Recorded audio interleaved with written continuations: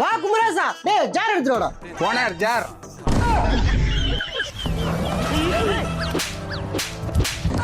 ஏடா உன்னை போய் ஜார் எடுத்துடா, ஜார் எடுத்துடா. போடா போய் அந்த கண்ணில எடுத்துடா. அண்ணே ஒரு அடுப்பு 2 துடுப்பு அப்புறம் 2 ஜக்கு நீ ஒரு மக்கு. ஒரு மக்கு. அண்ணே முக்கியமா பேசணுனே. பேசுப்பா. அண்ணே பேசணுனே. பேசுப்பா. அண்ணே பேசணுனே. பேசுடா. இந்த பேசலையா?